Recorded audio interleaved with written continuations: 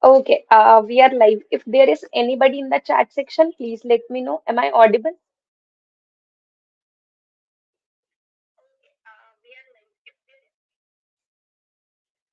Okay, so yeah, I am audible. If there is anything with my stream, if there is any issue, please let me know in the chat section. Otherwise, give me a thumbs up so that I can start my today's stream. And in today's stream, you all know that we are going to discuss about probability. So, okay, thanks, Mukesh. So we are going to revise complete probability today, and we are going to discuss questions and topics as well. Okay, so let's just wait for 1 minute so that more students can gather, and up to that, I'll share my screen. Okay,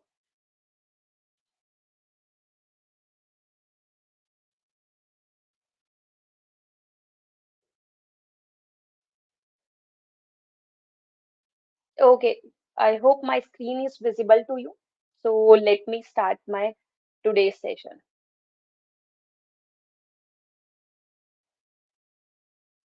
Good afternoon, Gaurav.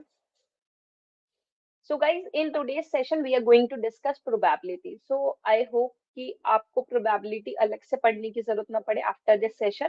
And also what you can do, you can work on previous year question and the test series question. That's enough for the test series. That's enough for the probability section. Okay, so let me start with probability. What is probability?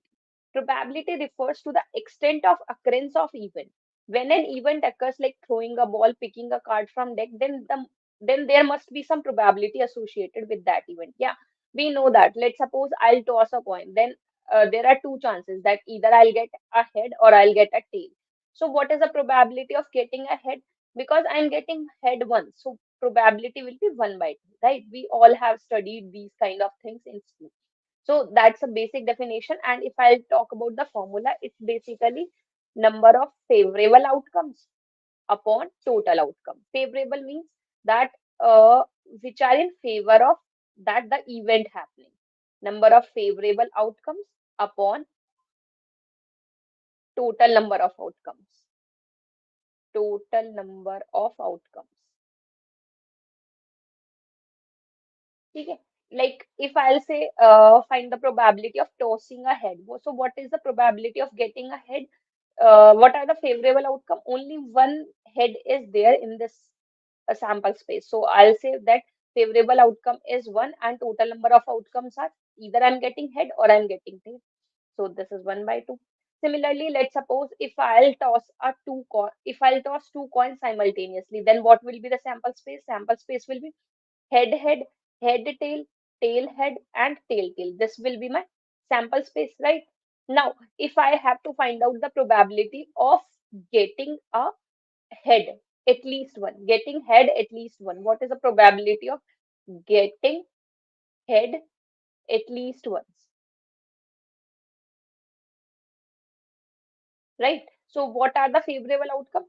So, we have to check that in how many outcomes I am getting at least one head. I am getting at least one head in this one, and this one. So, that means favorable outcomes are three, and total, if I'll check count total number of outcomes, that are four. So, the here probability will be four. If I'll divide 4 7 28.75 is the probability of getting at least once ahead, right? So that's how we are going to find out the probability. And you will see when you will solve previous year question that most of the questions are completely depend on probability. We have to use some kind of combinatorics which we have studied earlier, or we are going to work on distribution, which you can see that most of the questions are based on that, right? Okay, so I hope this is clear to everybody. Let's move further. Right. Now, probability of non-occurrence of event will be probability of A dash, right? I'll define that A dash will be the complement of the event, right? Not A. That means event A is not happening. So probability of A dash will be 1 minus probability of A. You can see this as your Venn diagram, right? If A is this, then A complement is outside this. That means U minus A will be your A complement. So that's why, that's how I am taking probability of A, right? Now, next thing is, if the value of probability of A is equals to 1, then the event A is called sure event, right? That is correct, because if, guys, I am getting that this event is happening, probability is 1, that means that is a sure event, right? It's happening. There are no chances that it does not happen. So this is my sure event. And if I'll take probability A is equals to 0, that means it is an impossible event, right? And again, from this, I can write down probability of A dash plus probability of A is equals to 1. So these are some probabilities. Let's solve this question, right? This is a different question. What it says S be a sample space and two mutually exclusive events A and B be such that A union B is equals to S, right? So that means mutually exclusive means that A intersection B is equals to phi. That means there does not have any intersection between A and B. And we have also given that A union B is equals to sample space. So we have to find out the maximum value of probability A into probability of B, right? So what would be the probability here? So guys, if you remember, we have studied inclusion exclusion principle. What is this? It is A union B is cardinality of A union B equals to cardinality of A plus cardinality of B minus cardinality of A intersection B. Similarly, I told you this about sets, right? And I told you that probability works like as we have seen in Venn diagram. So similarly, this inclusion exclusion principle can be written down in terms of probability. That would be probability of A union B is equals to probability of A plus probability of B minus probability of A intersection B, right? This is clear. Now, because A union B is given to us S, so that means probability of S sample space will be sure event. So probability will be 1. Now, probability of A, I'll write as it is because I do not know anything about A. Now, like write probability of B as it is. What is A intersection B? A intersection B is equals to phi. That means A intersection B की probability क्या हो जाएगी 0. So from यहाँ से probability of A plus probability of B हमें क्या मिल गया 1 मिल गया. ठीक है. हमें क्या फाइंड आउट करना है? हमें फाइंड आउट करना है probability of A into probability of B. Can anybody tell me how do we find out probability of A into probability of B using this? Anybody?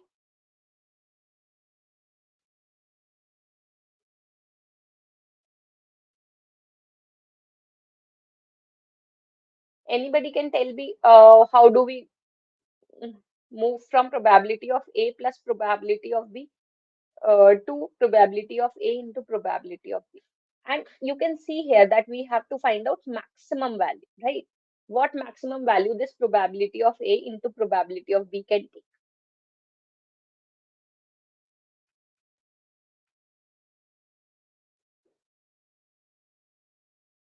You can let me know in the chat section, guys.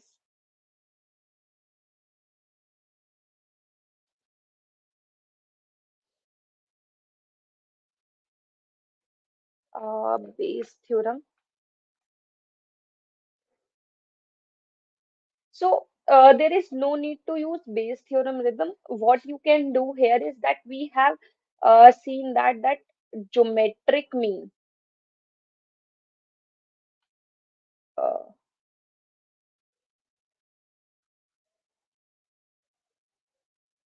Geometric mean is always greater than or equal to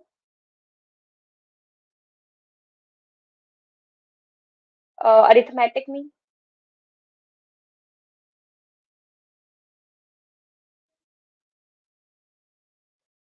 Sorry, geometric mean is always less than equal to arithmetic mean, right? We know that.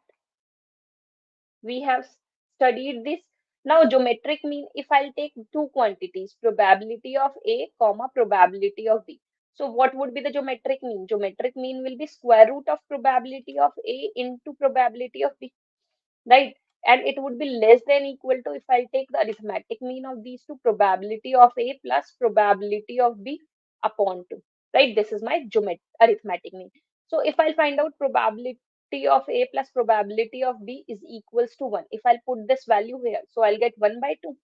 That would give me 0.5, right? And if I'll take the square root to the right hand side, I'll get this square, and I can write down here it is what? Probability of A into probability of B, right? So from here I'll get that probability of A into probability of B is less than equal to 0.25. So what maximum value this probability of A into probability of B can take? What would be the maximum value? Maximum value will be 0.25, right? So here option B is my correct option, right? So there is no need to use Bayes theorem. You can directly solve this using geometric mean or arithmetic mean relation, which you have studied in your 11th or 12th standard, right? Is it clear to everybody? Just let me know, guys, if there is any confusion. Otherwise, uh, if there is any confusion, please let me know. Otherwise, I'll move forward to the next question. Okay. So let's move to the next question. Okay.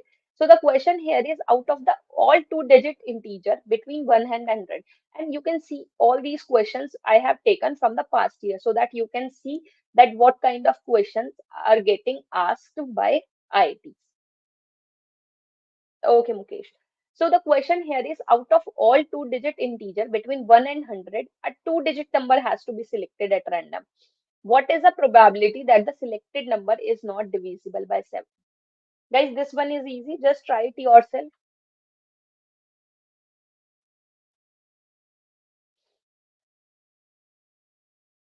You have to apply a direct formula of probability, number of favorable outcomes upon total number of outcomes, and you will get the answer. Just try it once.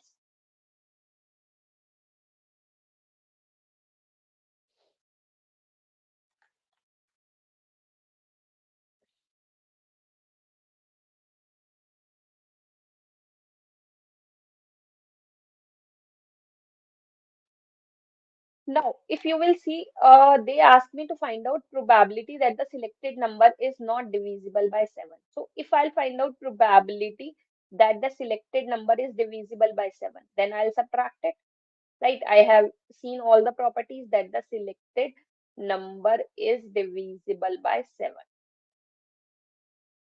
ठीक है, तो क्या होता है? Formula क्या है? Number of favourable outcomes upon total number of outcomes. तो पहले टोटल नंबर ऑफ आउटकम्स देख लेते हैं। कहाँ से शुरू होगा? टू डिजिट नंबर, ठीक है। हम ये ध्यान रखना है, देखो टू डिजिट नंबर है, वन से नहीं स्टार्ट करना है हमें, हमें टू से स्टार्ट करना है। तो क्या नंबर हो? टू डिजिट नंबर से स्टार्ट करना है, तो 10, 11, 12 इस तरीके से नंबर जाएंगे। और कहाँ तक जाएंगे? अप टू 99 तक जाएंगे, ठीक है। उससे ज्यादा नहीं जाएंगे। तो अगर आप देखो कितने इन टोटल नंबर है, इन टोटल आपके नंबर है 90।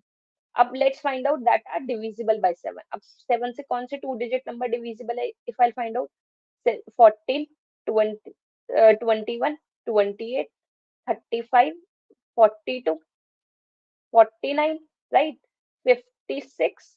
और कौन से नंबर डिविजिबल है?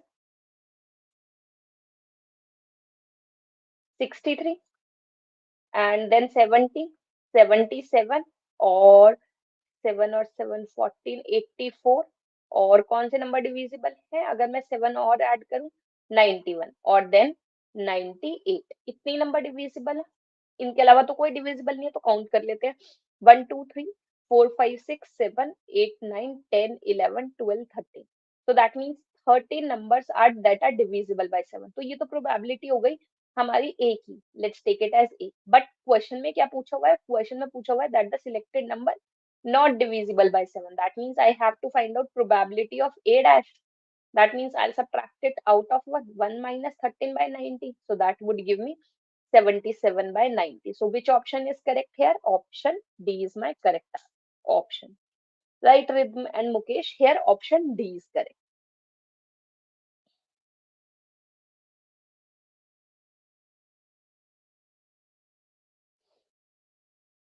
Just let me know, guys, if there is any confusion. Otherwise, I'll move forward to the next question.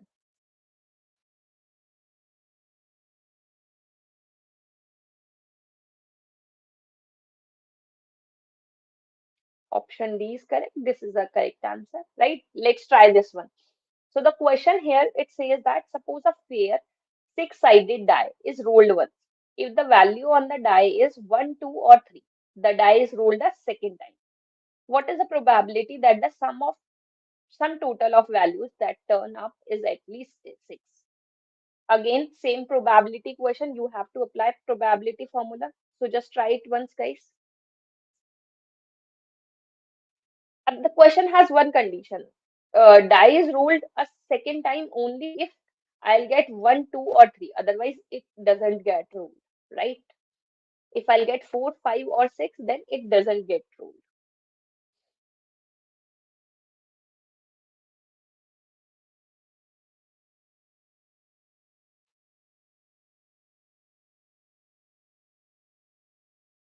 right? So, how we'll solve this?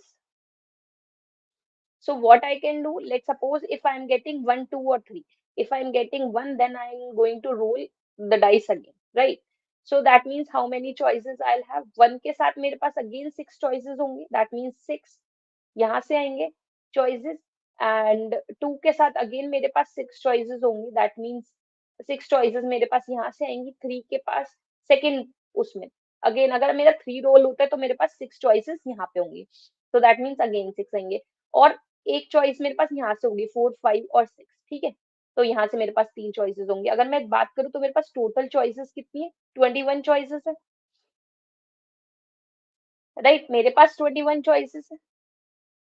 अब मुझे क्या करना है?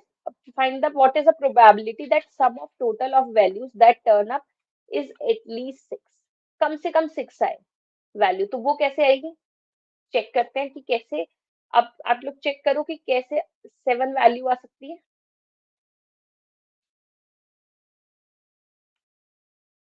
Try it once guys.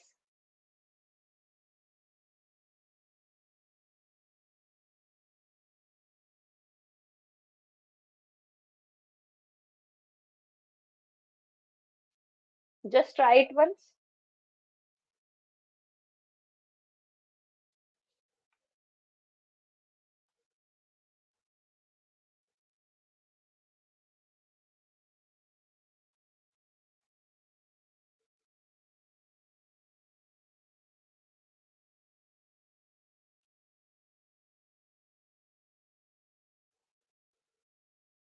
या फिर देखो, इसको इस तरीके से सॉल्व करना ज्यादा इजी होगा, क्योंकि देखो पहले पे मेरे पास कितनी चॉइसेस है यहाँ पे फर्स्ट पोजीशन पे. फर्स्ट पोजीशन पे मेरे पास 6 चॉइसेस है यहाँ पे, और सम कब आएगा मेरा? 6. एटलीस्ट 6 कब आएगा? जब इस पे 6 आ जाएगा, अदरवाइज 6 नहीं आएगा. सो दैट मीन्स सम टोटल अगर 6 पहली पोजीशन की बात करें तो 1/6 होगा. लेकिन अगर इन दोनों पोजीशन के मिला के बात करेंगे, तो लेट सपोज अगर यहाँ पे 1 है, तो 6 कब आ सकता है? 6 आएगा अगर मेरे पास यहाँ पे 5 है, राइट? 1,5 मुझे क्या देगा? 6 देगा. अदरवाइज लेट सपोज अगर यहाँ पे 2 है, तो मेरे को क्या क्या 6 देगा? 2,4 6 देगा, और 2,4 ही 6 देगा, राइट? और कोई नंबर मुझे 6 नहीं देगा. 2,3.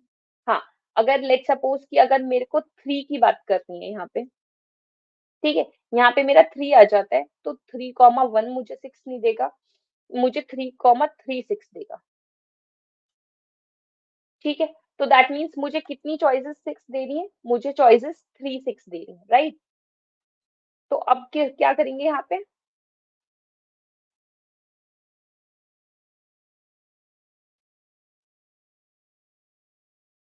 अब देखो क्वेश्चन क्या है कि हमें एटलीस्ट 6 चाहिए. Turn up is at least 6. ठीक है, तो 1,5 अगर 6 दे रहा है, तो 1,6 मुझे कितना दे रहा है? 7 दे रहा है. तो वो भी एटलीस्ट 6 तो है ना, 6 से ज्यादा है. अगेन अगर मैं यहाँ पे चेक करूँ तो 2,5 भी मुझे 6 से ज्यादा देगा, और 2,6 भी मुझे 6 से ज्यादा सम देगा. सिमिलरली 3,4 मुझे 7 सम दे रहा है, जो कि एटलीस्ट 6 है. 3,5 भी मुझे एटलीस्ट 6 सम दे रहा है, और 3,6 भी मुझे एटलीस्ट 6 सम दे रहा है. तो कितने चॉइसेस हो गए? 1, 2, 3, 4, 5, 6, 7, 8, 9. ठीक है, 9 चॉइसेस हो गए आउट ऑफ टोटल 36. ठीक है, तो 1/6 प्लस 9/36. अब देखो मैं ऐड कर रही हूँ. ऐड क्यों कर रही हूँ? क्योंकि एक तो चॉइस है कि मेरे खाली 6 से मुझे 1/6 मिल जाए, और एक चॉइसेस है कि अगर मैं सेकेंड बार और डाइस को अगर मैं इसको वो कर रही हूँ, क्या कहते हैं, डाइस को थ्रो कर रही हूँ अगर मैं सेकेंड बार और, तो मुझे 6 मिले, सम 6 मिले एटलीस्ट। तो हम इसको सॉल्व करेंगे, 3 3 जा 9 और 12 3 जा और 9 4 जा 36। तो ये कितना हो जाएगा, अगर मैं एलसीएम लेती हूँ तो 6 2 जा 12 और 6 से 2 जा 12 और 4 3 जा 12, तो मुझे आंसर मिलेगा यहाँ पे 5/12। सो ऑप्शन बी करेक्ट होगा। ये आंसर क्यों गलत होगा, क्योंकि हम इसको डायरेक्टली नहीं कर सकते, आ, क्योंकि मेरे पास इस पे भी 1 आने के चांसेस है ना, यहाँ पे भी 1/6 प्रोबेबिलिटी है। तो here option B is correct. तो हम ऐसे ही करेंगे, पहले हम फर्स्ट पोजीशन के लिए देख लेंगे कि 1/6 से हमारा एक पोजीशन मिल रही है, और एक बार क्या है कि मैं दूसरी बार अगर थ्रो कर रही हूँ डाइस को तब मुझे प्रोबेबिलिटी मिल रही है। ठीक है, एक और क्वेश्चन ट्राई करते हैं, इसको ट्राई करो, ये बहुत ही इजी है, ये मैंने आपको स्टार्टिंग में भी बताया था सेशन के। Just try this one. If two fair coins are flipped and at least one of the outcome is known to be head, what is the probability that both outcomes are head?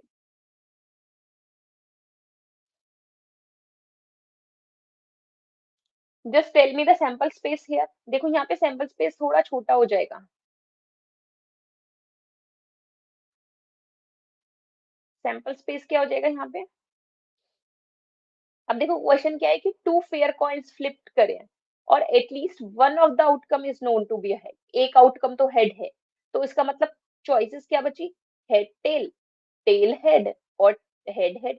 Tell tail choice ही नहीं है ना, क्योंकि हमारा sample space ही छोटा हो गया, क्योंकि कह रहे हैं at least one of the outcome is known to be a head, right.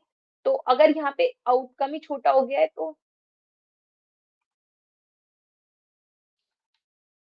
Sample space ही छोटा हो गया है, right Mukesh, HH HT TH। अब देखो हमें क्या प्रोबेबिलिटी निकालनी है, probability that both outcomes are head, probability निकालनी है। तो बोथ आउटकम्स आर हेड के लिए फेवरेबल केसेस क्या है, 1, और टोटल नंबर ऑफ आउटकम्स कितने हैं, 3, तो 1/3 option A is correct. Right Rhythm and Mukesh, option A is the correct option है, right. This one was easy.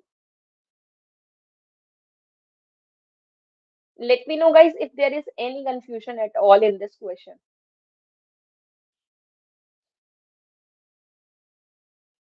Okay, so let's move on to the next question. So here, yeah, this is the next question. It's from Gates CS 2003. It says that let P of E denote the probability of the event E. Given probability of A is equals to 1, probability of B is equals to 1/2. The values of probability A given B and probability B given A are respectively. So we have to find out probability A given B and probability B given A. Just try to answer this one.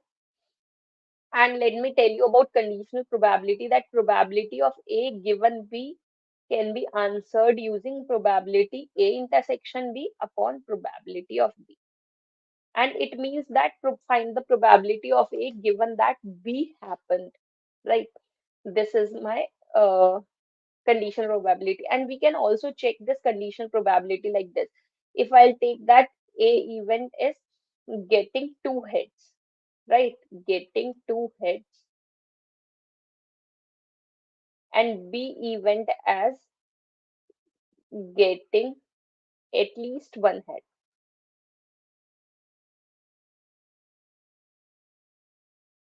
तो अगर हम यहाँ पे देखें इस question में A event की probability निकालनी है कब, जब B ऑलरेडी,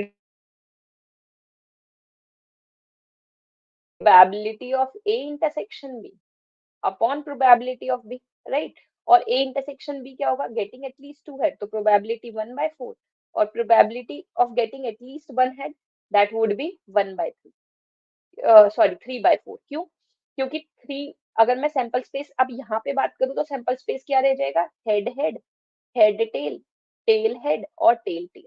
ये this was my sample space for this question, tail tail. तो अब यहाँ पे 4 इवेंट्स की बात होगी और यहाँ पे मुझे प्रोबेबिलिटी कितनी मिल जाएगी, 1/3, that was the same. But there is no need to find out using conditional probability, right? Because we have answered it without using it. So why make it the question complicated? But here, if I'll see, I have to use conditional probability, right? So just try this one, guys.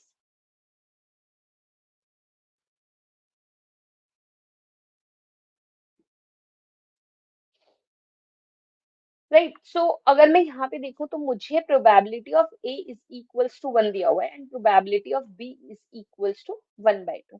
अब क्या है कि ए intersection B कितना हो जाएगा, ए intersection B B हो जाएगा, क्योंकि अगर लेट सपोज कि अगर मैं वेन डायग्राम ड्रॉ करती हूँ, ये मेरा पूरा ए है, और अगर मैं इसमें छोटा सा बी ले लेती हूँ तो वो बी ए के अंदर ही होगा ना, B is contained in A, तो A intersection B is equals to B.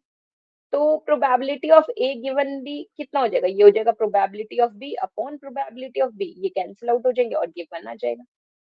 Right, अब नेक्स्ट क्या है, probability B given A is equals to probability B intersection A upon probability of A, right.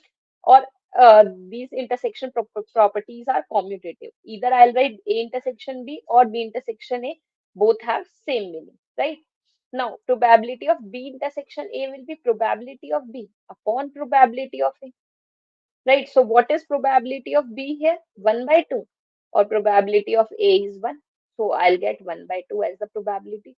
So what are the, which of the is, which one is the correct option? Option D is my correct option. And I can check using this explanation that why option D is correct. I hope you get this question that why option D is correct.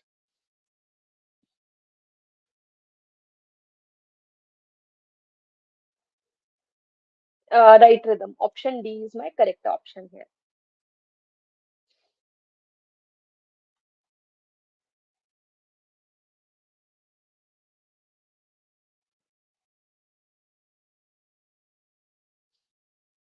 Okay, so let's move to the next question. If this is clear. Yeah, this is another question, and if I see this question, they have asked the similar question in 2022 also. So this one is important. What it's saying? It's saying a box contains 15 blue balls and 45 black balls. That means we have blue ball 15 and black ball 45. ठीक है, पूछ रहे if two balls are selected randomly without replacement, the probability of an outcome in which first selected is a blue ball and the second selected is a black ball, right? So what would be the probability here?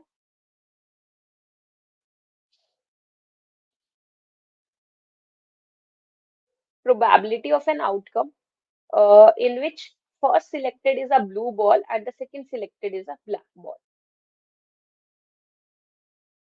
So this one was easy. First selected की probability क्या होगी, blue ball है 15 और total अगर मैं करूँ तो मेरे पास 70 बॉल्स है, राइट।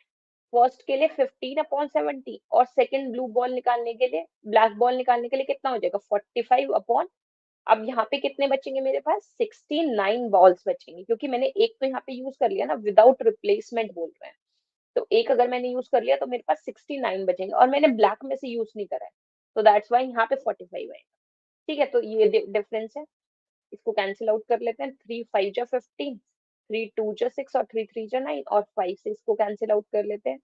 5 1 जा 5, 6 7 एंड 5 4 जा 20। तो अगर हम इसको सॉल्व करें तो मुझे क्या मिलेगा 45/14 इंटू 23 कर लेते हैं। Oh right, 60, it's 60 guys. Yeah right Mukesh, it's 60। Let me write it once again.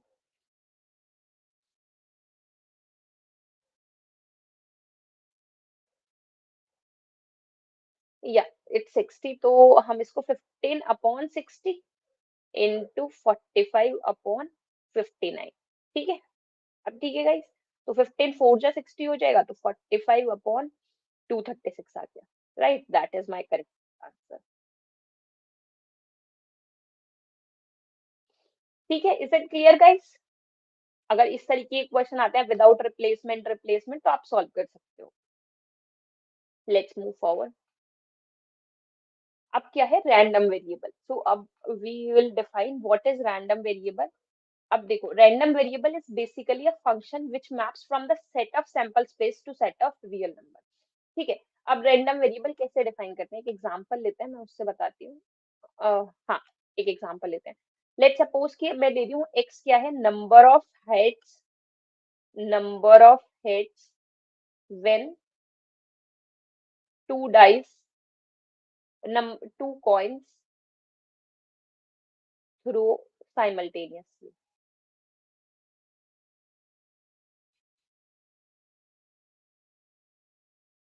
ठीक है। एक्स इवेंट क्या है, number of heads when two coins, when I throw two coins simultaneously. तो अगर मैं सैंपल स्पेस देखूं इस टू कॉइन्स को थ्रो करने का साइमल्टेनियसली, तो head head, head tail, tail head and tail tail. तो देखो ये सारे सैंपल स्पेस के इवेंट को एक्स कहाँ पहुंचा रहा है। अगर मैं एक्स ऑफ हेड हेड करूंगी तो कितने हेड्स आ रहे हैं, two. X of head tail करूंगी, कितने आ रहे हैं, वन आ रहे हैं। एक्स ऑफ टेल हेड करूंगी तो वन आ रहा है, and x of tail tail करूंगी तो कितना आ रहा है, जीरो आ रहा है। तो ये क्या कर रहा है, रैंडम वेरिएबल सैंपल स्पेस को कहाँ ले जा रहा है, रियल नंबर पे। तो यही हमारी डेफिनेशन थी, random variable is a function which map set of sample space to a set of real number. कोई भी सैंपल स्पेस गिवन होगा, उससे मैं क्या करूंगी, उसको रियल नंबर पे मैप कर दूंगी, तो मेरे को क्या मिल जाएगा, रैंडम वेरिएबल।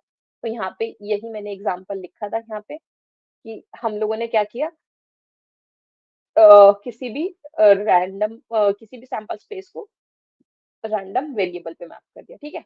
अब लेट सपोज कि अगर मुझे फाइंड आउट करनी है probability x is equals to one, तो क्या प्रोबेबिलिटी होगी, x के वन होने की प्रोबेबिलिटी क्या होगी।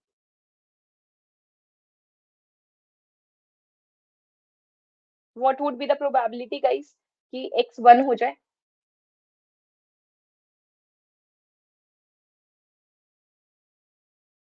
अब देखो एक्स वन किन किन केसेस में हो रहा है, एक्स वन यहाँ हो रहा है और यहाँ हो रहा है, तो इसकी प्रोबेबिलिटी कैसे निकालेंगे, वन प्लस वन, टू, और in total two plus one plus one plus one, zero, to by four, that means one by to. देखो सेम क्वेश्चन है जो हमने किया है कि probability of getting exactly one head, तो अगर हमें इससे डायरेक्टली फाइंड आउट करूं तो भी यही आएगा। तो एक्स क्या कर रहा है, वो मेरे इवेंट्स को एक नेम दे रहा है।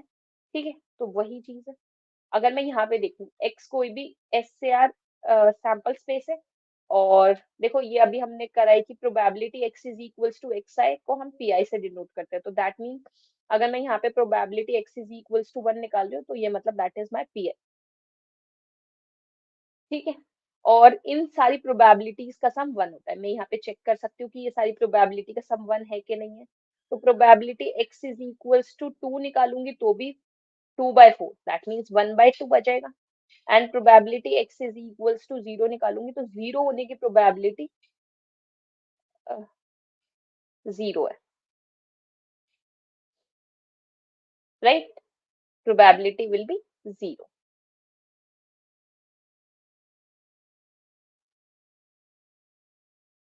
Just right.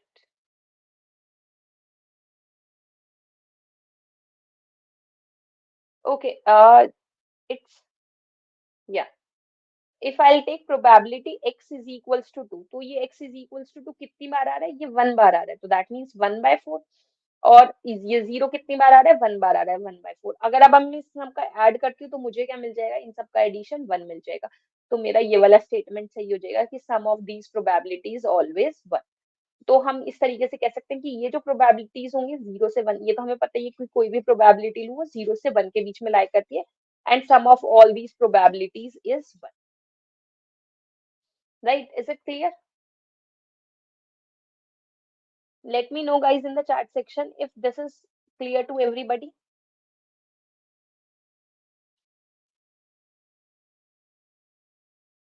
Okay.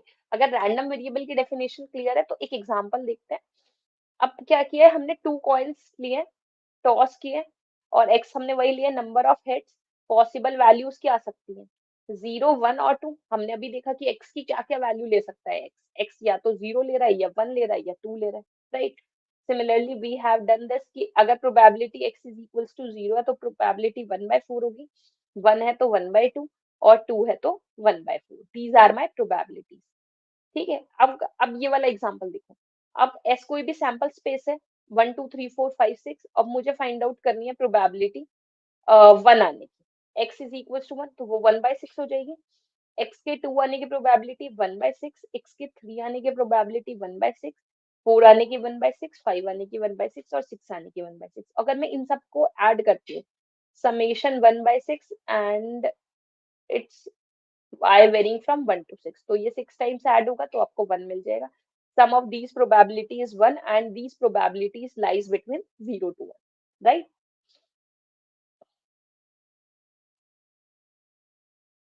Is it clear?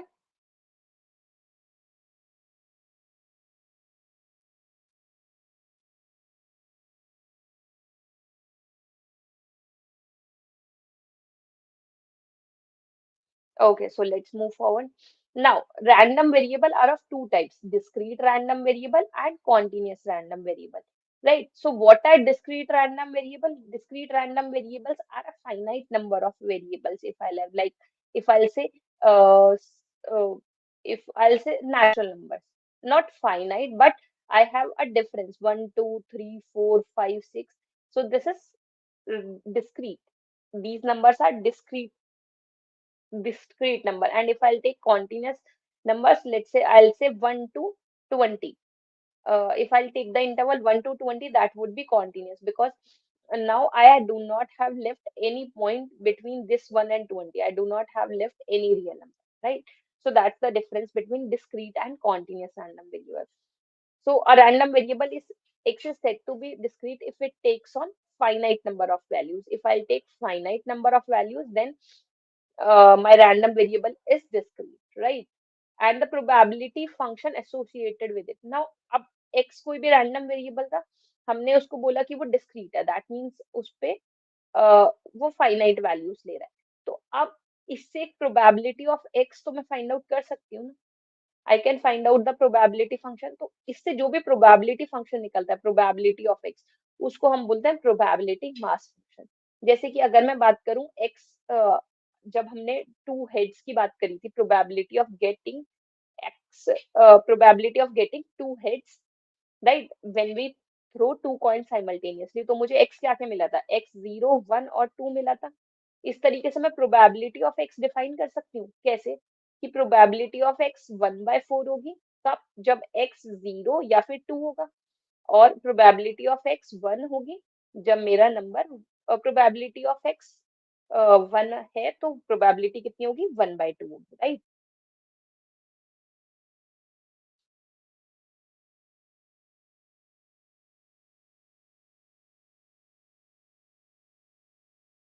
ठीक है. प्रोबेबिलिटी ऑफ एक्स अगर 1 है तो 1/2 प्रोबेबिलिटी होगी. तो अब हम यहाँ पे चेक कर सकते हैं कि अगर 0 2 है तो प्रोबेबिलिटी 1/4 है, और x इज इक्वल्स टू 1 है तो प्रोबेबिलिटी 1/2 है. तो इस तरीके से मैंने एक प्रोबेबिलिटी फंक्शन डिफाइन कर दिया ना.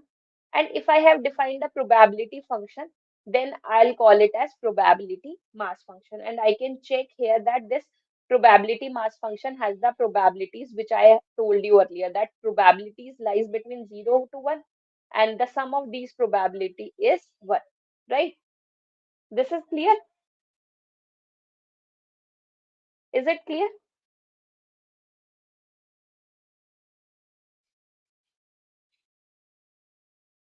Let me know guys if there is any confusion at all. Otherwise, next we'll do one question based on this topic.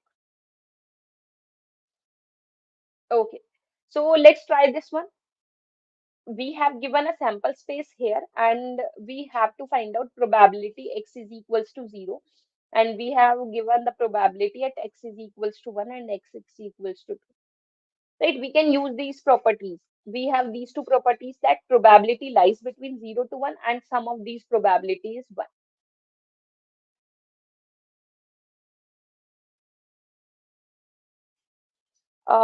Yeah, right, Mukesh. How I'll do, I'll take all the probabilities. I'll find out probability 0, probability 1, and probability 2. This would be equal to 1, and probability 0. If I'll put all these value, zero point 0.3 plus zero point 0.5, I'll get zero point 0.8, and I'll take it to the right hand side. So probability at x is equals to 0 will be zero point 0.2, right? Yeah, correct answer. Let's see next. This is a simple. Next we have is continuous random variable. देखो अभी तक discrete random variable की बात कर रहे थे, finite number of values थी तो हमने summation लिया था. अब continuous में same चीज रहेगी, बस अब summation की जगह क्या हो जाता है, integration. तो और probability mass function की जगह हम यूज करते हैं probability density function. ठीक है. तो कोई भी अगर मैं probability x डिफाइन कर रही हूँ, लेट सपोज मैं बोल रही हूँ कि 1/2 probability है इसकी when x lies between 0 to 1. ठीक है. तो इस तरीके से अगर when x lies between 0 to 2 and it's 0 otherwise, ठीक है। अगर कहीं भी इंटरवल में प्रोबेबिलिटी दी है, let me write it once again. देखो, अगर ये मेरे को ऐसे प्रोबेबिलिटी दी हुई है और बोला है कि 0 होगी अदरवाइज, तो अब अगर मुझे चेक करना है कि ये प्रोबेबिलिटी डेंसिटी फंक्शन है, तो मैं कैसे चेक करूंगी? फर्स्ट ऑफ ऑल क्या होना चाहिए? ये जो प्रोबेबिलिटी है 0 से 1 के बीच में लाई करनी चाहिए, वो कर रही है, राइट। और अगर मैं इसको इंटीग्रेट करती हूँ from minus infinity to infinity, probability of x dx को, तो मुझे क्या मिलना चाहिए? 1 मिलना चाहिए। यही मैंने दोनों चीजें यहाँ पे पॉइंट आउट करी हैं कि इस प्रोबेबिलिटी डेंसिटी फंक्शन के पास क्या प्रॉपर्टीज होनी चाहिए। अब प्रोबेबिलिटी ऑफ एक्स डीएक्स तो 0 से 2 पे डिफाइंड है, अदरवाइज तो ये 0 है। तो ये इंटीग्रल कितना बचेगा? 0 से 2 1/2 dx। अगर मैं इसको इंटीग्रेट करूंगी तो क्या आ जाएगा? 1/2, 2 माइनस 0, तो दैट वुड गिव यू 1। तो देखो, integration over minus infinity to infinity 1 आ रहा है, प्रोबेबिलिटी लाई कर रही है 0 से 1 में, so that's why it's a probability density function. So if you have given that the given function is probability density function or not, you can check by finding out the integration over the whole domain. So here whole domain is 0 to 2. We have taken minus infinity to infinity to show you that the function is not defined from minus infinity to 0 or 2 to infinity, or you can say that it is defined to be as 0, right? Just let me know, guys, if you have any confusion in the definition of continuous random variable.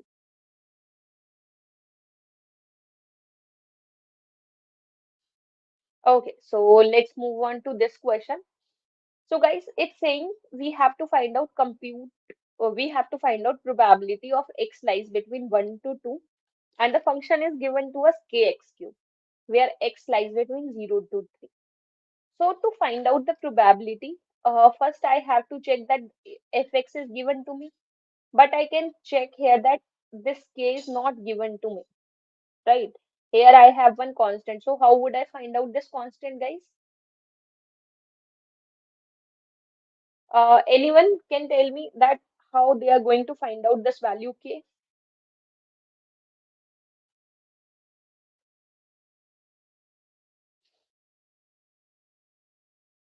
So what would I do? Because we know that the integration over the whole domain is 1. So I can say here that minus infinity to infinity fx dx का integration कितना हो जाएगा? 1 हो जाएगा। अब लेकिन वही है कि डिफाइन किस पे है? सब पे तो 0 है, 0 से 3 पे ही फंक्शन डिफाइंड है, तो 0 से 3 k x cube dx is equals to 1। Integrate कर लेते हैं, k x to the power 4/4 and the integration will be 0 to 3 1। So यहाँ से मुझे के की वैल्यू मिल जाएगी 4/81। ठीक है, अब आपका एफ एक्स डिफाइन हो गया। एफ एक्स क्या डिफाइन हो गया? X cube 4x³ by 81 when x lies between 0 to 3, और 0 हो गया ये अदरवाइज। अब मुझे प्रोबेबिलिटी निकालनी है when x lies between 1 to 2। तो क्या करें? 1 से 2 तक इंटीग्रेट कर दो। देखो, मैंने आपको बताया डिस्क्रीट हो तो 1 से 2 तक समेशन कर देते जितनी भी वैल्यूज आ रही होती। अब यहाँ पे क्या है?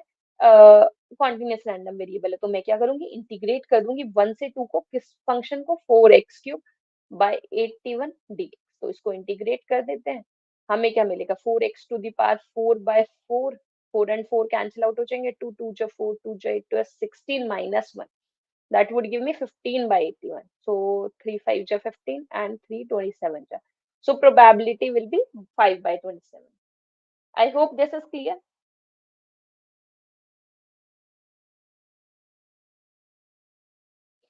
Just let me know, guys, if there is any confusion at all in this question. So if you have a clear understanding of continuous random variable, then you can solve any type of question which they ask. So please tell me if there is any confusion at all in this.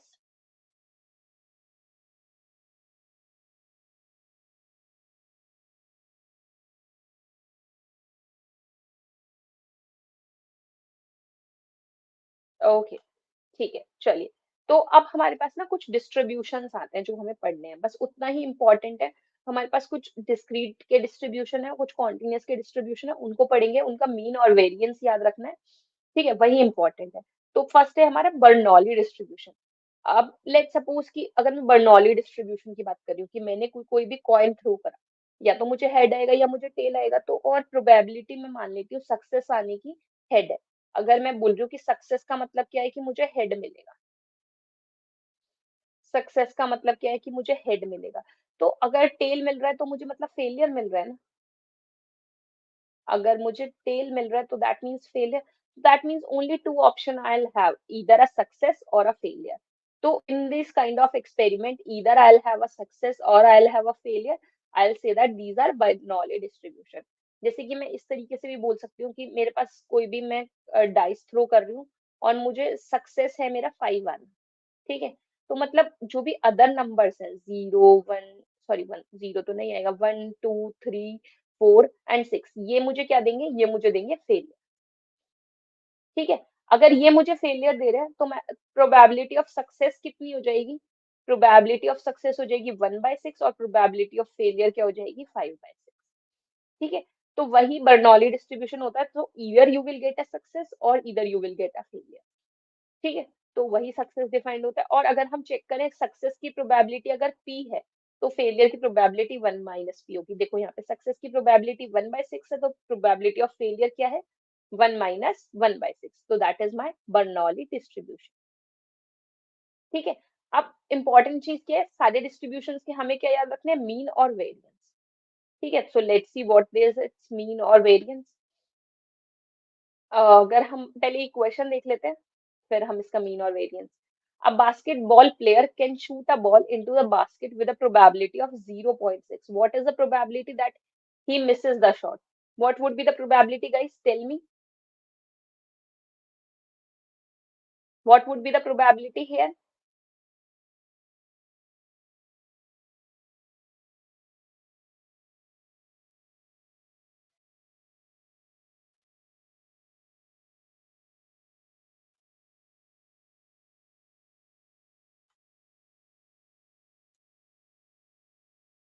Right. Probability that he misses the shot will be 1 - 0.6. That would give me zero point 0.4 as an answer.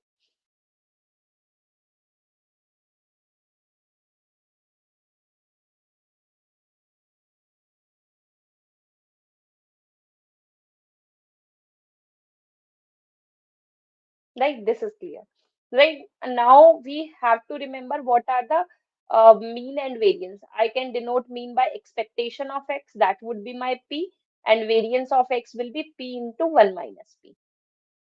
That would be my mean and variance for Bernoulli distribution. They can ask direct question based on mean and variance, so you have to remember that. Right, and what is standard deviation, guys? We know that the formula of standard deviation will be square root of variance, right?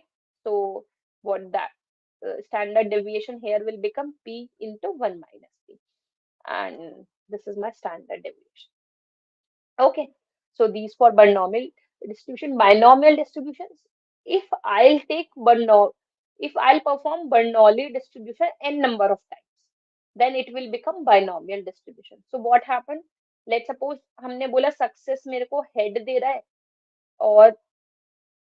और मुझे failure दे रहा है take, ठीक है। तो ये वाली चीज ठीक थी। अब मुझे चाहिए कि मैंने 10 टाइम्स थ्रो करा है कॉइन को। अब I am trying to find out the probability of getting at least 5 times success, right. तो अब क्या है, n number of times perform कर रहे हैं हम लोग बर्नौली डिस्ट्रीब्यूशन को। तो उसके लिए मुझे क्या करना है, मुझे उसके लिए बाइनोमियल डिस्ट्रीब्यूशन लगाना पड़ेगा। तो वही चीज है, बाइनोमियल डिस्ट्रीब्यूशन का प्रोबेबिलिटी मास फंक्शन क्या होगा, n choose x p to the power x 1 - p to the power n - x। अब ये क्या हो रहा है, इसमें हम देखते हैं, अगर मैंने कोई भी n टाइम्स परफॉर्म करा है इवेंट, जैसे कि मैंने यहाँ पे 10 टाइम्स थ्रो करा था कॉइन, तो क्या कर रहे हैं, x टाइम्स अगर मुझे सक्सेस मिल रही है, n choose x, that means I am getting success x times.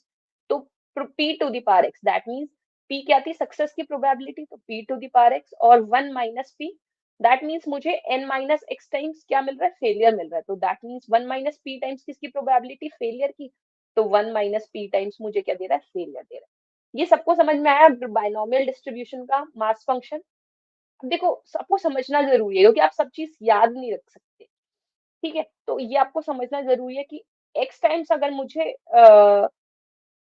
Success मिल रही है तो p to the power x, और एन चूज एक्स इसलिए कि वो कोई भी एक्स हो सकता है शुरू के 5 बारी में मुझे सक्सेस मिल जाए, लास्ट के 5 टाइम्स में मुझे सक्सेस मिले, कोई भी 5 टाइम्स हो सकते हैं।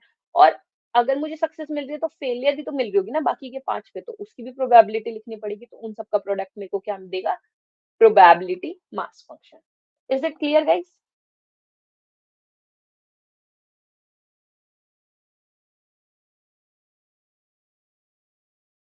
Just let me know, guys, if this is fine. Otherwise, I'll repeat it if there is any confusion in this.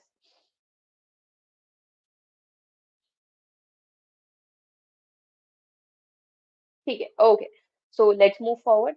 तो एक ये क्वेश्चन है, we have asked that suppose a biased coin comes up heads with probability 0.3. Now you will say that how I am getting a head, right? How I am getting a head.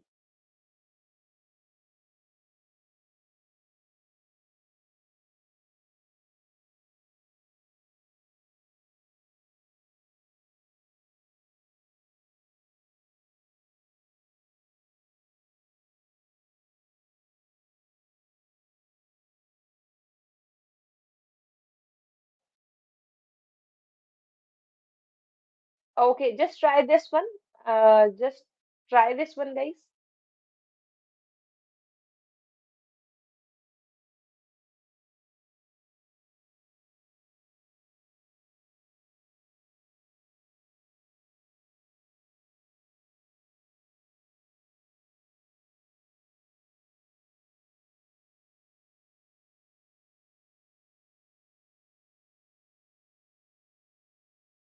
बोल रहे हैं. Okay, so have you tried this question? In this question, it's saying suppose a biased coin comes up heads with a probability. अब biased coin है इसलिए probability इतनी आ रही है 0.3, लेकिन अब वैसे हमें पता है कि 0.5 आती है, लेकिन ये biased coin है तो probability of success कितनी हो गई, 0.3. ठीक है, क्योंकि हमें heads चाहिए, probability of seeing exactly 4 heads in 6 tosses, that means n is equals to 6 है और x is equals to कितना है, 4 है. तो मुझे 4 चॉइसेस में, मुझे 4 इवेंट्स में मुझे सक्सेस चाहिए. तो प्रोबेबिलिटी पी तो हमारी ये हो गई. तो अब हमें क्या निकालना है, अब हमें निकालना है प्रोबेबिलिटी ऑफ, या फिर हम ऐसे लिख सकते हैं प्रोबेबिलिटी ऑफ एक्स निकालना है हमें. तो एन चूज एक्स, तो that means x C 4, right. 0.3 to the power, क्योंकि हमें 4 टाइम सक्सेस चाहिए तो 0.3 टू द पावर 4. और मुझे फेलियर कितनी बार मिलेगा, 1 - 0.3 की प्रोबेबिलिटी से मिलेगा, और कितनी बार मिलेगा, 6 - 4, बाकी बचे हुए मुझे फेलियर मिलेगा. तो ये मेरा आंसर हो जाएगा 6 चूज 4. तो 6 × 5/2, और ये 0.3 टू दी पावर 4 हो जाएगा. 3 3 9 3 27 3 81 0.0081. ठीक है, और इससे मुझे 0.7 की पावर 4 दैट मीन्स 0.49. तो ये आपको प्रोबेबिलिटी मिल जाएगी यहाँ पे. ठीक है, समझ में आया बाइनोमियल डिस्ट्रीब्यूशन किस तरीके से अप्लाई करते हैं हम लोग.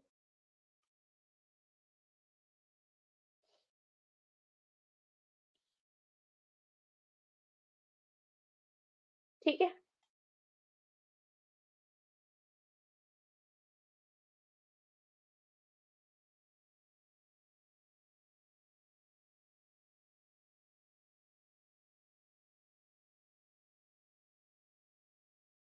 Is it clear guys?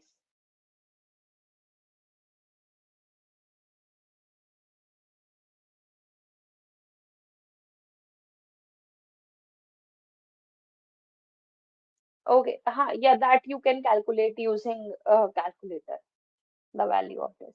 Now next we have to remember that what are the uh, mean and variance of binomial distribution. So if I talk about mean, its mean will always be n into p, and variance will be np1 - p. देखो अब याद रखना है तो हमने याद किया था कि बर्नौली का क्या था, मीन p था, और वेरिएंस क्या था, p इंटू 1 - p, बिकॉज इसमें हमने n टाइम्स वो इवेंट किया तो n से मल्टीप्लाई हो जाएगी.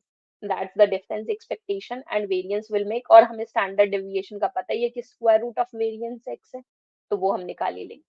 ठीक है, चलिए next we have is a Poisson distribution. So what is Poisson distribution? Suppose an event can occur several times within a given unit of time.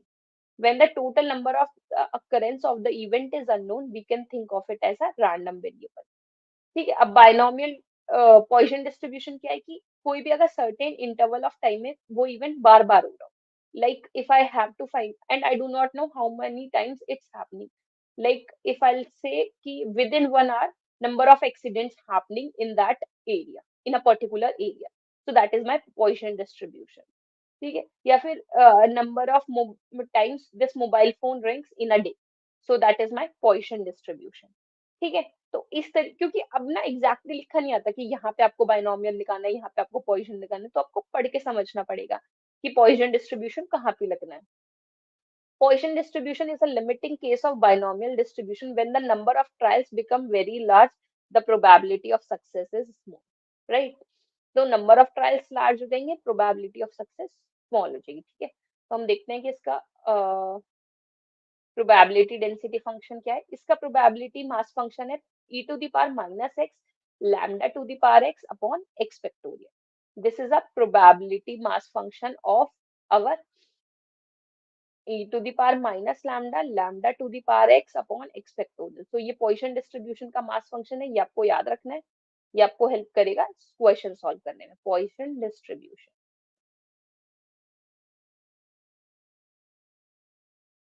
ठीक है। Now this is a question.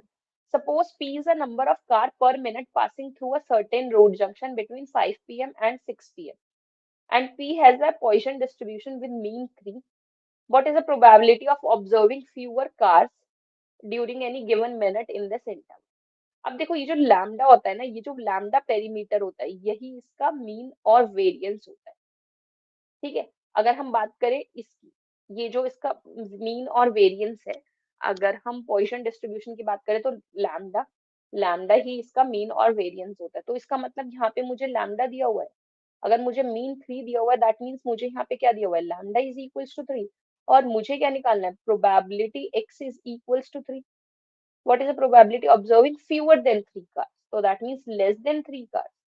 So that means I have to find out probability x is less than equal to 3. And guys, this is a question from your GATE previous year, right? So probability x is less than equal to 3 कितना हो जाएगा, या तो 0 cars जाए, या फिर 1 car जाए, या फिर 2 cars जाए। Observing fewer than 3 cars,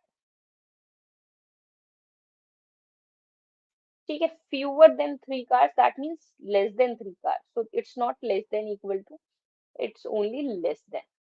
ठीक है, अब x इज इक्वल्स टू 0, हमारा फंक्शन क्या था, e to the power minus lambda lambda to the power x upon x factorial.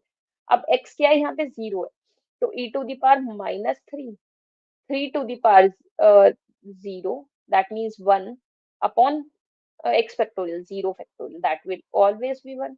e to the power minus 3 lambda to the power 1, that means 3 to the power 1 upon 1 factorial. Okay, next term will be e to the power minus 3 3 to the power 2 upon 2 factorial. तो यहाँ से मुझे मिल जाएगा e to the power minus 3 plus 3 e to the power minus 3 plus 9/2 e to the power minus 3।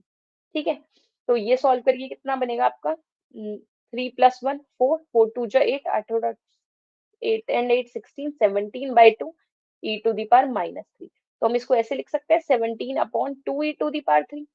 So which option is correct? Option C is correct. Right, Mukesh. Option C is the correct answer here. I hope this question is clear to you and you would know how to apply Poisson distribution.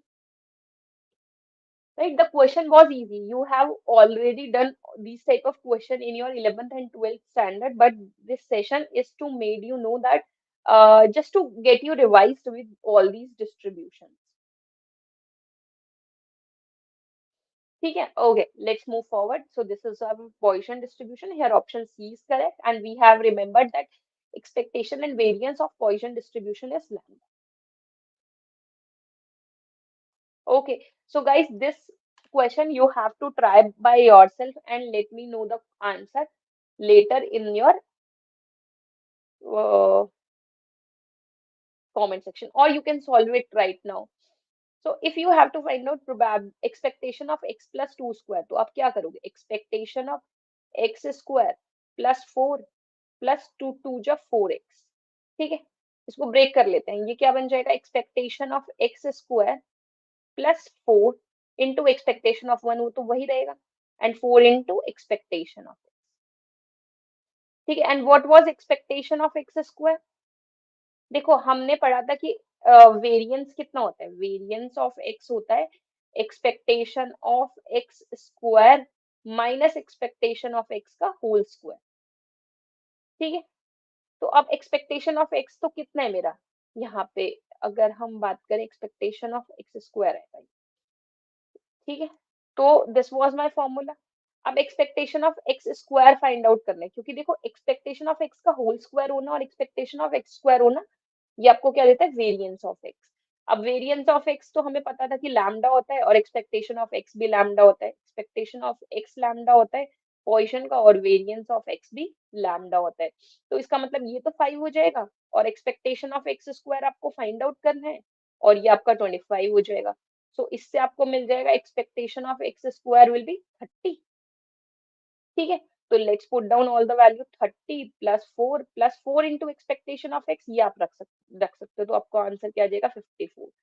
So here 54 is your correct answer, ठीक है? इस question को इन तरीके से solve करते हैं, तो that means बस मेन बताने का तरीका यही था कि ये जो एक्सपेक्टेशन है, ये आप ब्रेक डाउन कर सकते हो ओवर दीज वैल्यूज, ठीक है? It's associative, you can say that, so it's distributive over these values, this e. I hope this is clear. Okay, so let's move forward. एक ये क्वेश्चन है, if the probability density function of a Poisson distribution is given by e to the power minus 2 to the power x upon x factorial, then its mean is, let me know guys this answer, this one was really very easy.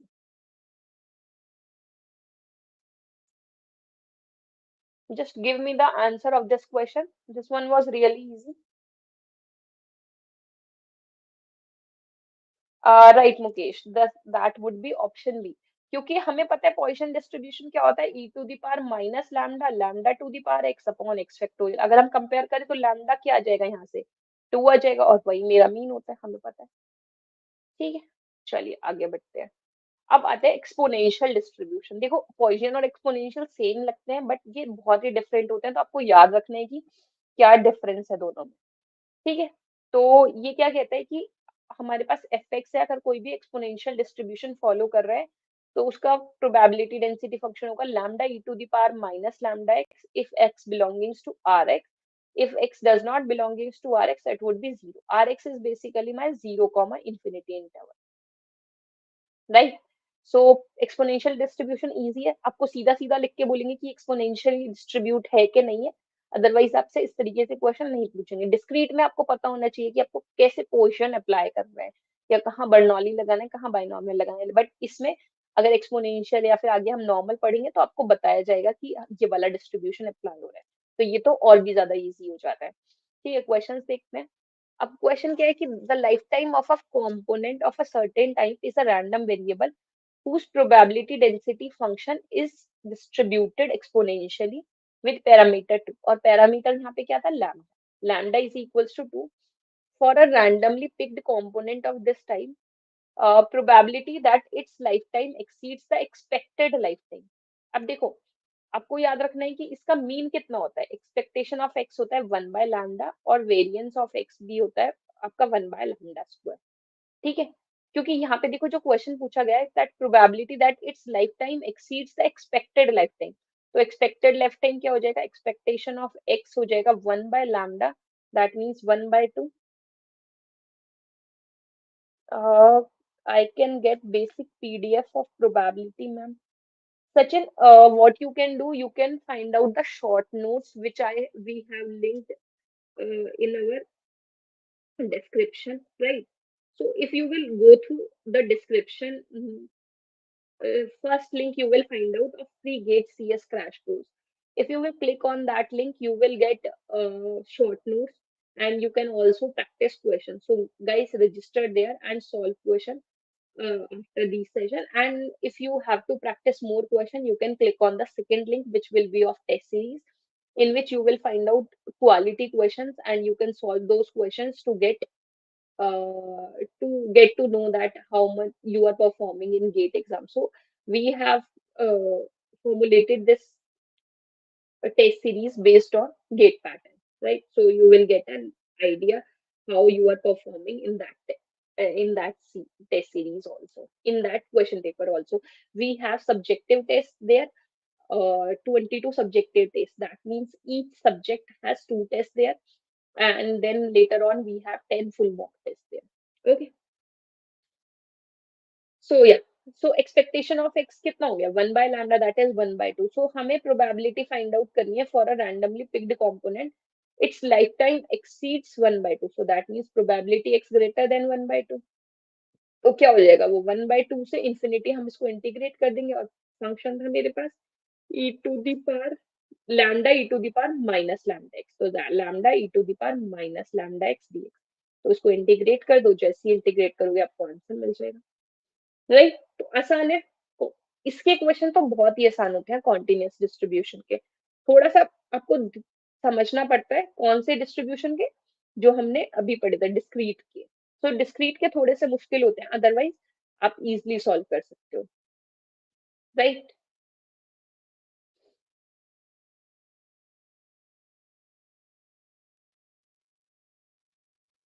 Okay, सो ये आप solve कर लेना।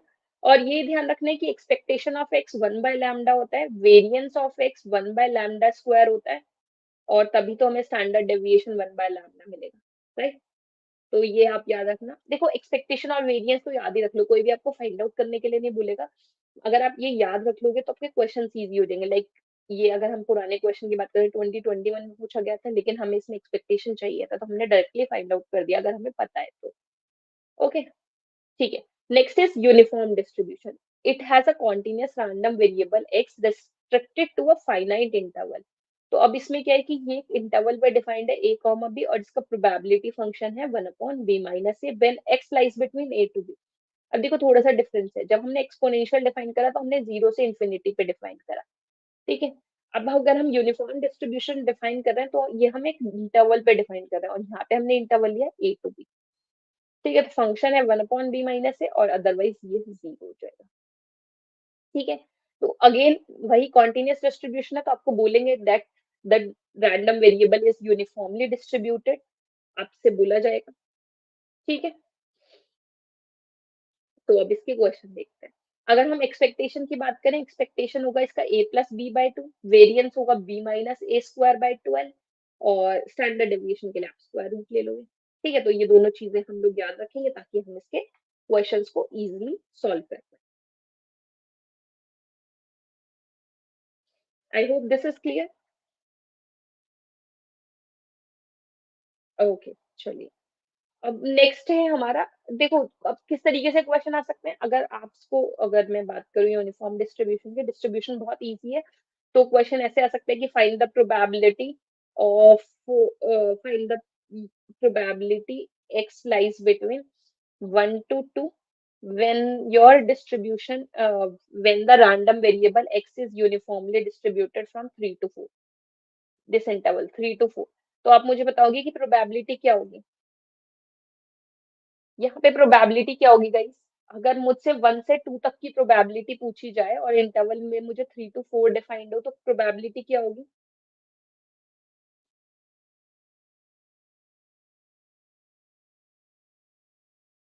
Can anyone tell me what would be the probability है। क्या ये probability zero होगी guys,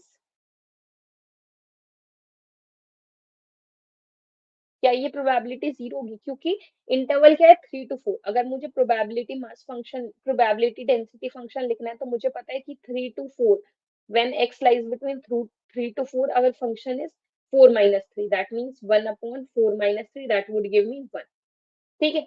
otherwise कितना हो जाएगा, जीरो।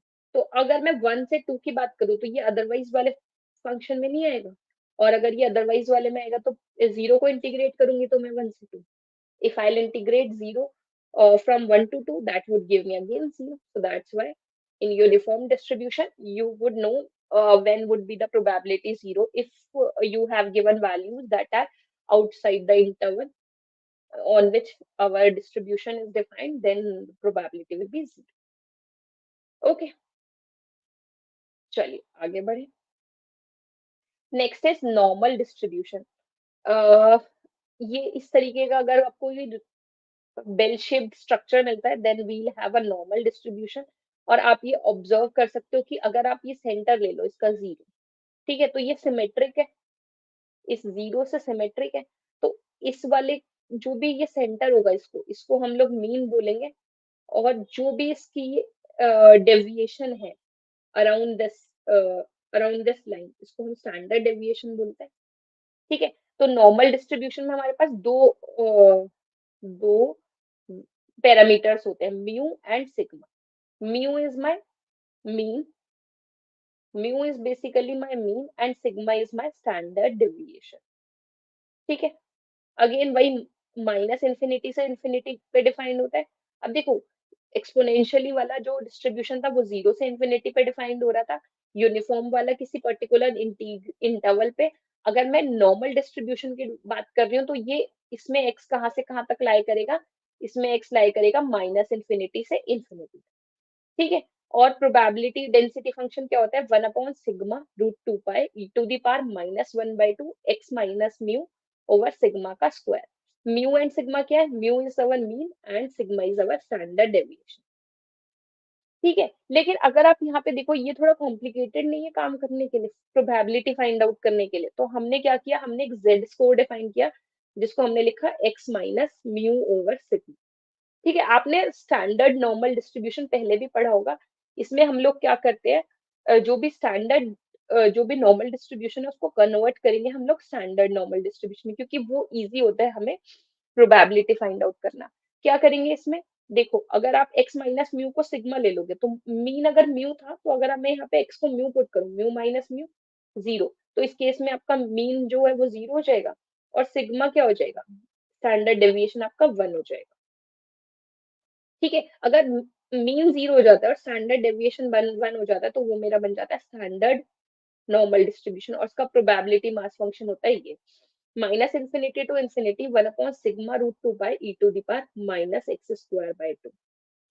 ठीक है, ये बिना प्रोबेबिलिटी डेंसिटी फंक्शन हो गया किसका, स्टैंडर्ड नॉर्मल डिस्ट्रीब्यूशन का. कुछ नहीं किया है हमने, x minus mu over sigma की जगह हमने क्या रख दिया है, x रख दिया है. ठीक है, तो उसको हमने चेंज कर लिया, z रखना था वो z रखो, x रखो, डमी वेरिएबल है. ठीक है, अब देखो अगर ये एक टेबल है, ये मुझे हेल्प करती है find out the probability. Let suppose मुझे प्रोबेबिलिटी फाइंड आउट करनी है 0.48 की. ठीक है, तो मैं क्या करूंगी, 0.4 यहाँ पे देखूंगी और 0.8 यहाँ पे देखूंगी. तो जो भी ये जहाँ पे भी ये मिल रहा होगा, जैसे कि अगर मैं यहाँ लाइन ड्रॉ कर रही हूँ और यहाँ से लाइन ड्रॉ कर रही हूँ, तो ये मुझे नंबर मिल रहा है 0.68439. तो probability x is less then 0.48 will be 0.68439. और ये किसके लिए है, ये उस रैंडम वेरिएबल के लिए जिसका मीन 0 है, जिसका मीन 0 है और जिसका स्टैंडर्ड डेविएशन 1. तो इसका मतलब ये उन वेरिएबल्स के लिए, ये स्टैंडर्ड नॉर्मल डिस्ट्रीब्यूशन के लिए ये टेबल. तो that means standard normal distribution के प्रोबेबिलिटी में इजीली फाइंड आउट कर सकती हूँ, क्योंकि देखो हर बार इसको इंटीग्रेट करना तो बहुत मुश्किल है ना, e⁻ और आपको अगर पता हो तो इसकी कोई डायरेक्ट प्रोबेबिलिटी इंटीग्रेट करने का फॉर्मूला है भी नहीं हमारे पास, right. We do not have any formula to integrate this directly. So that's why ये हमारी स्टैंडर्ड नॉर्मल डिस्ट्रीब्यूशन है और इसी की हेल्प से हमारे नॉर्मल डिस्ट्रीब्यूशन के क्वेश्चन भी सॉल्व हो जाएंगे. Just let me know guys once की किस सबको इससे प्रोबेबिलिटी निकालनी आती है या फिर हमें चेक एक बार पढ़नी पड़ेगी. लेट सपोज कि अगर मुझे प्रोबेबिलिटी फाइंड आउट करनी है, one probability x is less than, अच्छा tell me in the chat section, अगर 1.38 x इज लेस देन 1.38 की मुझे प्रोबेबिलिटी फाइंड आउट करनी है तो कितनी होगी, what would be the probability of x is less than 1.38. तो इधर की साइड से मैं 1.3 देखूंगी, इधर की साइड से 0.08, क्योंकि दोनों को मिला के 1.38 मिलेगा, और ये मुझे प्रोबेबिलिटी मिल जाएगी 0.91621, राइट, 0.91621। अब देखो, अगर मैं probability x is less than zero ले रही हूँ तो वो मुझे क्या मिल रही है, 0.5। वाई दिस, बिकॉज अगर हम ये वाला हमारा नॉर्मल डिस्ट्रीब्यूशन का ग्राफ देखें तो अगर ये जीरो है तो इसके लेफ्ट में आधा पार्ट है और राइट में आधा पार्ट है, so that's why I'm getting probability x less than 0.5.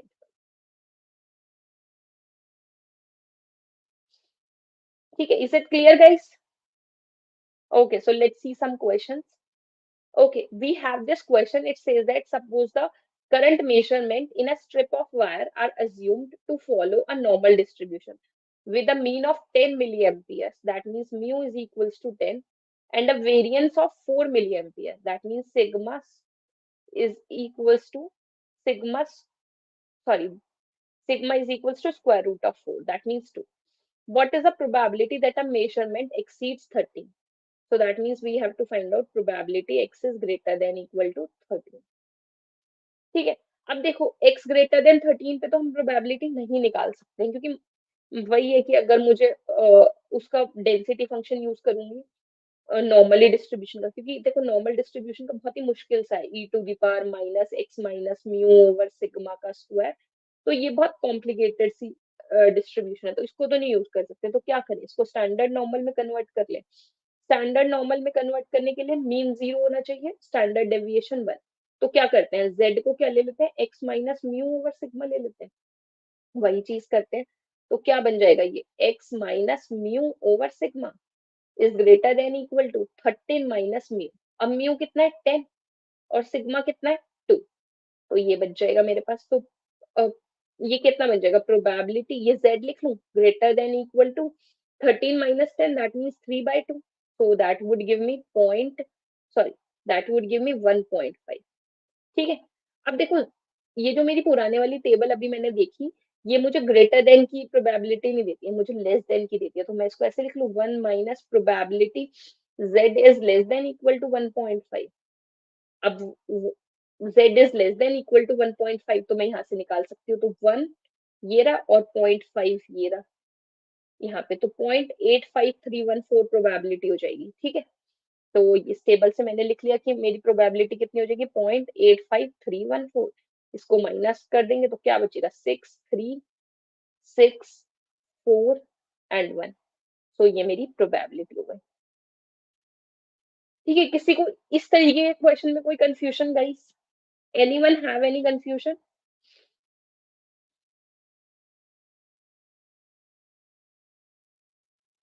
Let me know guys if there is any confusion in this question.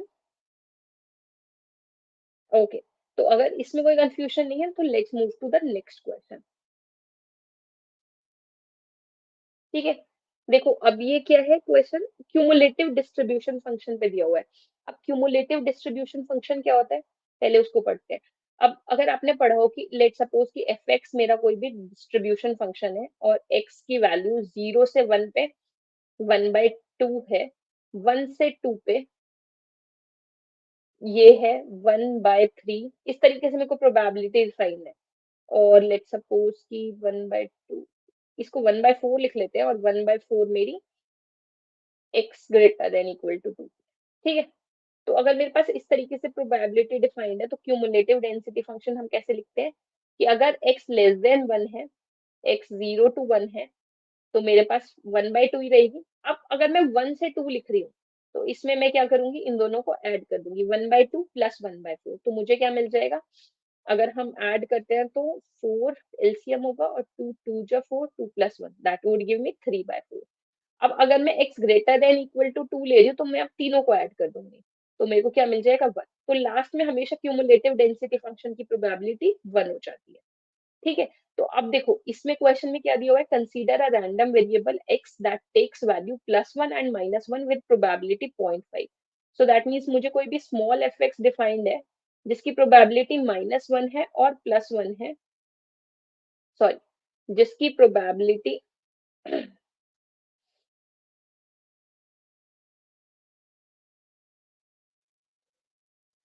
Okay, after discussing this question, we are going to discuss the question which you have shared.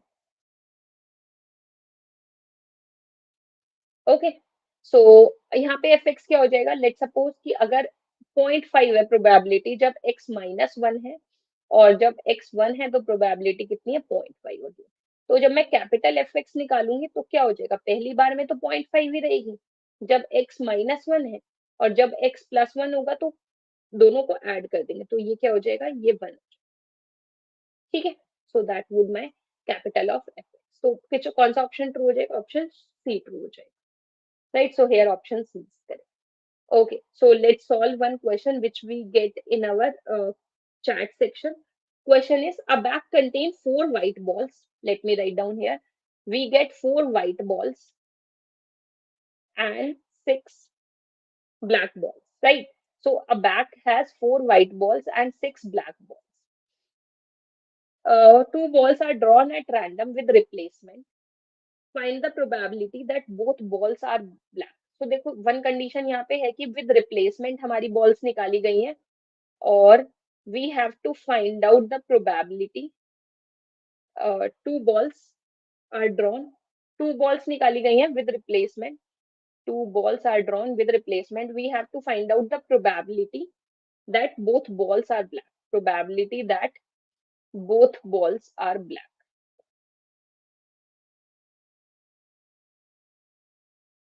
both balls are black. तो देखो दो condition होंगी। अब सबसे पहले कि हमारे पास 6 black balls हैं और 4 व्हाइट बॉल्स हैं, तो in total I will have 10 balls. ठीक है, तो अगर 10 बॉल्स हैं तो सबसे पहले 6 बॉल इसमें से हमारे पास ब्लैक बॉल्स निकली है। ठीक है, तो 6/10 हो जाएगी पहली बॉल को निकालने की प्रोबेबिलिटी, और फिर हम दोबारा से एक और ब्लैक बॉल निकालेंगे, तो दैट वुड बी 5/10, 5/9। ठीक है, एक कंडीशन ये हो गई that both balls are black. देखो दोनों बॉल ब्लैक होनी है, तो हम क्या करेंगे, अ bag contain 4 white and 6 black balls। A bag contain,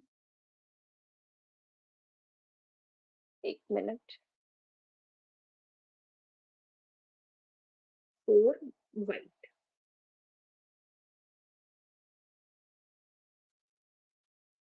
and 6।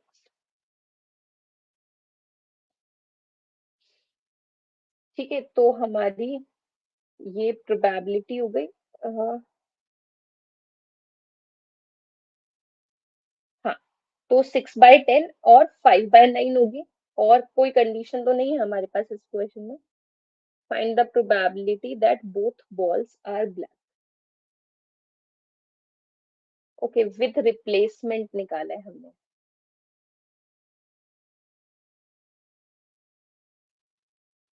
देखो अगर विद रिप्लेसमेंट निकाला है तो मतलब हमने उस बॉल को रिप्लेस भी कर दिया, तो 6/10 इंटू 6/10 इसकी प्रोबेबिलिटी होगी।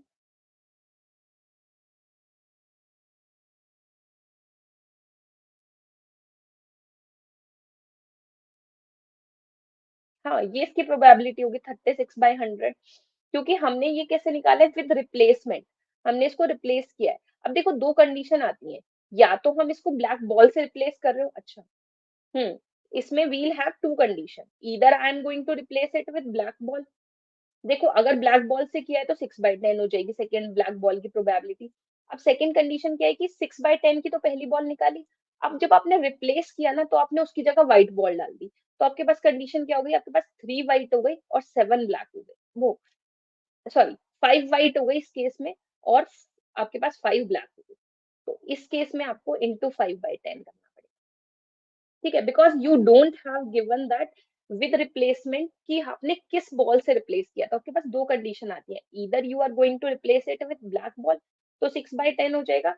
अगर आप ब्लैक बॉल से रिप्लेस नहीं कर रहे हो, आप व्हाइट बॉल से कर रहे हो, तो 5/10 हो जाएगी सेकेंड वाले बॉल आने की प्रोबेबिलिटी। ठीक है, ये समझ में आया, I hope this is clear. तो ये क्या हो जाएगी इसकी probability, 36/100 and 30/100, that would give you 66/100, or you can write 33/50 is the probability. Please check it once. Is it a correct answer? क्योंकि आपके पास दो केसेस होंगे, विद रिप्लेसमेंट बोल रहे हैं, रिप्लेस कर रहे हैं आपको,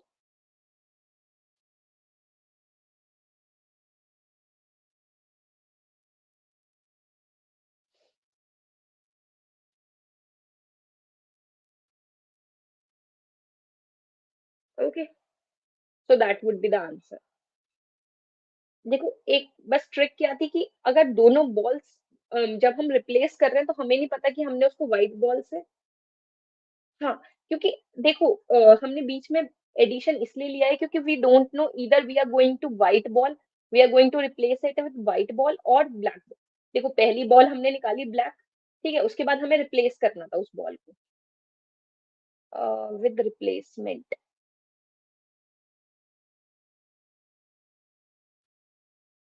हम्म, अब देखो हमें उसे क्या करना था, हमें उसे रिप्लेस करना था। अब हमने उसको रिप्लेस कौन सी बॉल से किया है, ब्लैक बॉल से ही किया है जो हमने निकाली है, या फिर हमने व्हाइट बॉल से किया है। अगर हमने उसको ब्लैक बॉल से ही किया है तो हमारी प्रोबेबिलिटी बस इतनी हो जाएगी, ठीक है। इफ नॉट देन प्रोबेबिलिटी क्या है, अगर हमने नहीं लिखा है कि हमने उसको किससे रिप्लेस किया है, तो वो प्रोबेबिलिटी कितनी हो जाएगी, प्लस में 5/10 से उसकी मल्टीप्लाई हो जाएगी सेकेंड बॉल के लिए, अगर हमने सेकेंड बॉल उसकी 5 ली है, व्हाइट ली है। हमने उसको रिप्लेस किससे किया है, व्हाइट बॉल से किया है, ठीक है।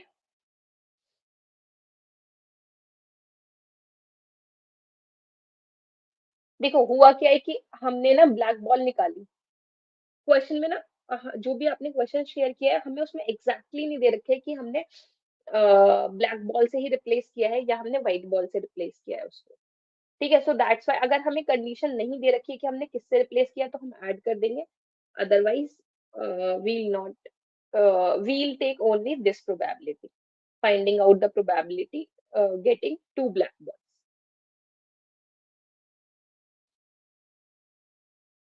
ठीक है। ओके, तो हमारे पास ये नेक्स्ट क्वेश्चन है, ये कुछ प्रीवियस ईयर क्वेश्चन है। इसमें क्या बोला गया है, an examination paper has 150 multiple choice question of 1 mark each, with each question having 4 choices, each incorrect answer fetches minus 0.25 marks. Suppose 1,000 students choose all their answer randomly with uniform probability. The sum total of the expected marks obtained by all these students is। अब देखो हमें क्या निकालना है, हमें यहाँ expectation निकालना है। तो एक्सपेक्टेशन का फॉर्मूला हम लोगों को पता है कि क्या होता है, एक्सपेक्टेशन का फॉर्मूला सम ऑफ, या फिर हम इस तरीके से लिख सकते हैं x into F x over this summation,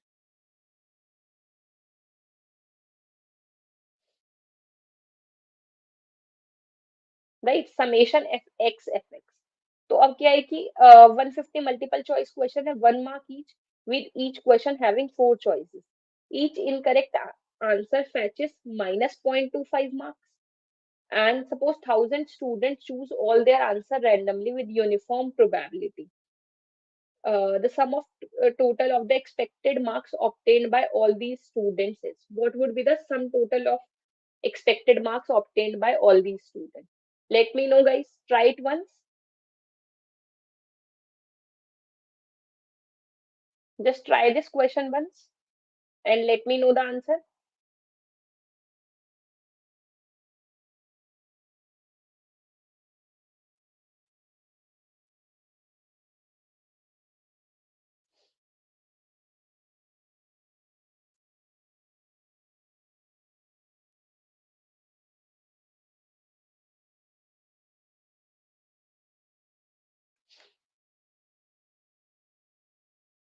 What would be the answer here?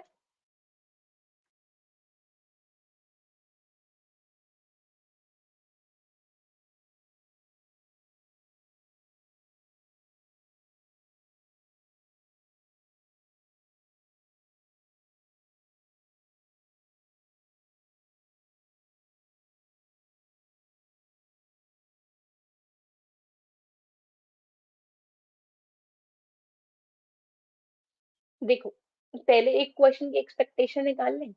क्या कह रहे हैं कि अगर 1 मार्क का कोई भी एक क्वेश्चन है तो अगर इनकरेक्ट है तो -0.25 मार्क्स, और अगर करेक्ट है तो 1 मार्क, ठीक है।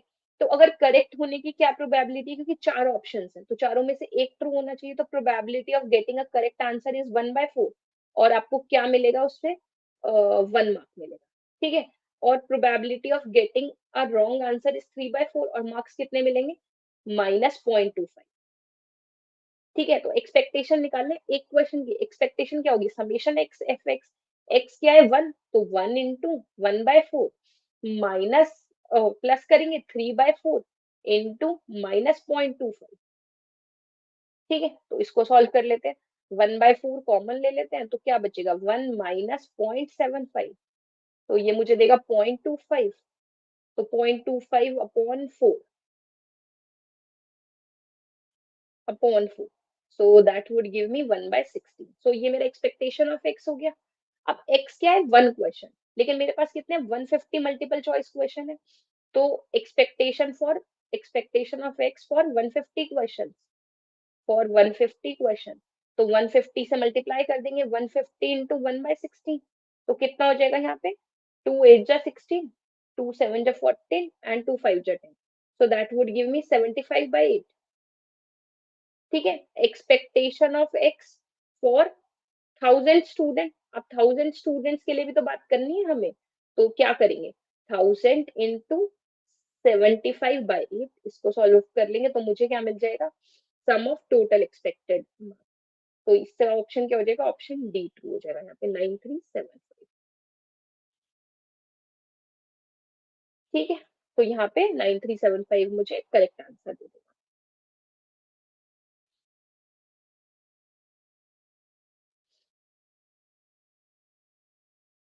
Okay, so let's move forward. देखो अब क्वेश्चन क्या है, given the set A 2 3 4 5 and set B दिया हुआ है 11 12 13 14 15। Two numbers are randomly selected from one from each set. What is the probability that sum of two number equals 16?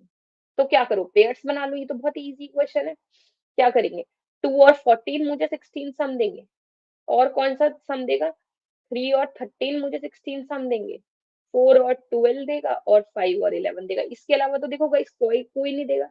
तो कितने choices बने, फेवरेबल केसेस 4 बने, और नीचे 4 इंटू 5, 20 बने। तो इसका मतलब कितना आंसर आ जाएगा, 0.20 आपका आंसर आ जाएगा, ऑप्शन ए करेक्ट हो जाएगा। Is it clear? Just let me know guys, is there is any confusion in this question? Just let me know guys if there is any confusion at all in this question. So here option A is correct. So guys, you can solve these question. Let's take a snip of this question and try yourself and let me know if you are able to solve this question in the chat, in the comment section. So these two questions are your homework, this one, and let's take a screenshot of this question. Just try it once, completely based on probability definition. You can solve it by yourself. Uh, it completely based on the topic which we have discussed before. And guys, that's all from my side. And once again, I want to tell you that you can find out the first link, which is of Gate Crash Course, in which you will get the link of uh, short notes and also the gate contest which you can give to check your knowledge, that how much you have learned from this session. And later on we have a test series link. uh, if you will go through that test series, you will find out there are 22 subjective tests and 10 mock tests. So that is very important. Test series is very important for any competitive exam, and you can check yourself the knowledge you have gained till now is up to the mark for gate exam or not. Okay, so you can find out all these things on the given link, right? That's all from my side. If there is any question, please ask. Just let me know, guys, if there is any confusion at all. You can ask me any doubt. If there is anything, please ask. Otherwise, I'll end this session. And guys, once again, you can go through the test series which we have given the link in the description box.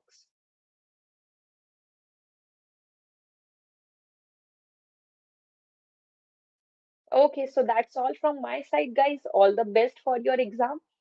Keep preparing, and if you face any doubt at the end of this session, you can post that in the comment section and let us know if you have any queries. Thank you.